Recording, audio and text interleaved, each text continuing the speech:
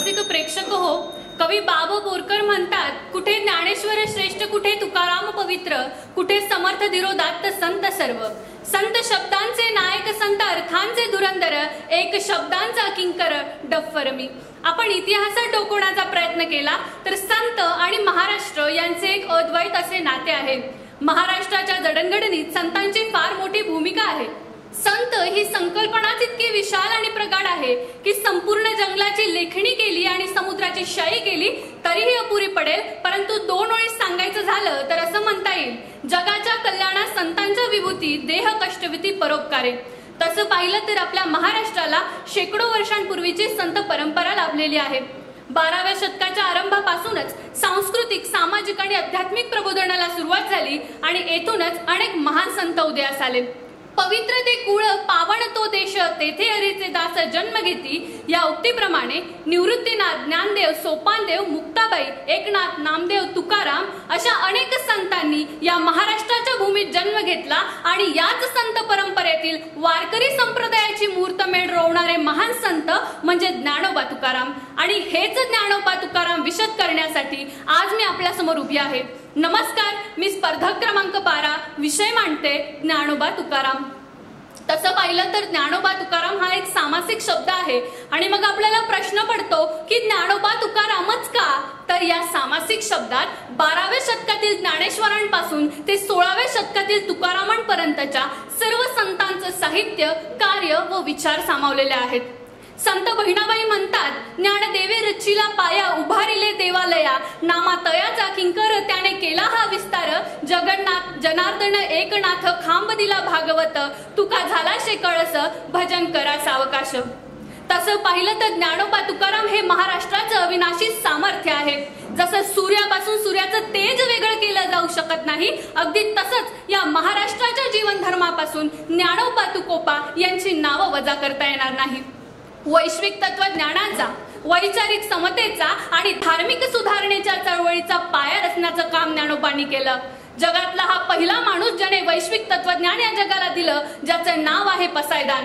हे विश्वची माझे घर, अवघ्या विश्वाला आपले कुटुंब मानत विश्वात्मक देवाकडे पसायदान मागताना ते म्हणतात, दुरितांचे तिमिर जाओ, विश्व स्वधर्म सूर्य पाओ, जो जे वांछिल तो ते लाहो, प्राणी जात. अशा प्रकारे एखादा धर्म किंवा समाज नाही तर त्याही पलीकडे जाऊन सकल मानवजातीसाठी ते देवाकडे प्रार्थना करतात. जगातला हा पहिला कवी ज्याने गीतेच्या, संस्कृताच्या तत्वज्ञानाला ज्ञानेश्वरीच्या रूपाने मराठी भाषेमध्ये मांडण्याचं काम केलं. ज्या ज्ञानेश्वरीने 56 भाषांचा गौरव केला, तो करत असताना ज्ञानोबांनी लिहिलं, माझा मराठीचे बोलू कौतुके, परी अमृता तेही पैजा जिंके, ऐसी अक्षरे रसिके मिळविन. आणि याच ज्ञानेश्वरीला 5 महाकाव्यांपैकी एक समजलं जातं. ही आपल्यासाठी अभिमानाची गोष्ट आहे. ते इथेच थांबले नाही तर त्यांनी भावार्थ दीपिका, अमृतानुभव, चांगदेव 65, हरिपाठ अशा काव्यरचना केल्या. 12व्या शतकात जेव्हा दररोज माणूस कर्मकांडात गुंतत चालला होता आणि भक्ती मार्ग नावाची संकल्पना संपुष्टात यायला लागली होती, तेव्हा प्रस्थापित व्यवस्थेच्या विरोधात उभं राहून ज्ञानोबांनी सांगितलं, योग याग विधी येणे नोहे सिद्धी, वायाची उपाधी दंभ धर्म, असं सांगून कामातच राम नावाचं सोपं सूत्र लोकांच्या हाती दिलं. आज आपण स्त्री मुक्तीचा सशेमिरा मिरवतो, मात्र त्या काळी जनाबाईंसारख्या सामान्य स्त्रीला भक्ती मार्गाची कवाडं ज्ञानोबांनी खुली करून दिली.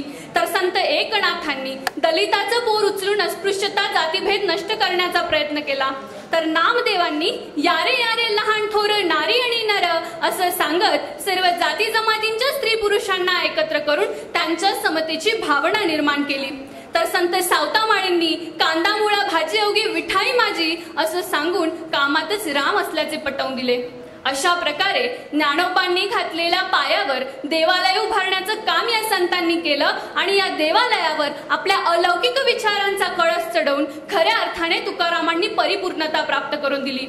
ते तत्कालीन समाजाच्या खालावलेल्या परिस्थितीचा कळवळा व्यक्त करताना म्हणतात, बुडता हे जन न देखावे डोळा, येतो कळवळा म्हणूनी. अशा प्रकारे अज्ञान, अंधश्रद्धा, कर्मकांड या सर्वात गुंतलेल्या समाजाला दिशा दाखवण्यासाठी अभंग व कीर्तनाच्या माध्यमातून त्यांनी समाज प्रबोधन केले. तुकारामांची गाथा व गीत गाथा हा मराठी भाषेचा एक अनमोल ठेवा आहे. तर मराठी भाषेतील म्हणी, वाक्प्रचार, सुभाषित ही तुकारामांची देण आहे आणि वारकरी संप्रदायात तुकोबारायांना जगद्गुरु ही पदवी दिली गेली आहे। ते रंजल्या गांजल्यांमध्ये देवत्व पाहण्यास सांगताना म्हणतात, जे का रंजले गांजले त्यांसी म्हणे जो आपुले, तोची साध ओळखावा देव तेथेची जाणावा। आज आपण वृक्षरोपण करतो, परंतु संत तुकारामांनी वृक्षवल्ली आम्हा सोयरे वनचरी या चरणात मानवी जीवनातील पर्यावरणाचे महत्त्व पटवून दिले आहे। फादर फ्रान्सिस दी ब्रिटो यांनी एका संमेलनात म्हणावे की मला तर साहित्याची गोडी ज्ञानोबा तुकोबांच्या वाङ्मयामुळे लागली आणि खऱ्या अर्थाने मानवतेचा विचार घेऊन जाणारी संत मंडळी होती। अशा प्रकारे एका ख्रिश्चन धर्मगुरूने ज्ञानोबा तुकोबांच्या विचारांची ही सरितांनी खळवाळती ठेवावी, यापेक्षा मोठेपणा आपण दुसरा कोणत्या बाजूने पाहावा। अहो, आचार्य अत्रे म्हणतात, ज्ञानोबाराय महाराष्ट्राचा श्वास आहे तर तुकोबाराय महाराष्ट्राचा निश्वास। जाता जाता एवढेच म्हणेन, पंढरीच्या वारीत ज्या नामाचा गजर करत लाखो वारकरी आध्यात्मिक स्तरावर द्वैताची तर सामाजिक स्तरावर साम्य भावाची अनुभूती घेतात, तो ज्ञानोबा तुकाराम हाच खरा महाराष्ट्राचा मूलमंत्र आहे आणि आजही आपल्या महाराष्ट्राला ज्ञानोबा तुकोबांच्या विचारांची गरज आहे। धन्यवाद।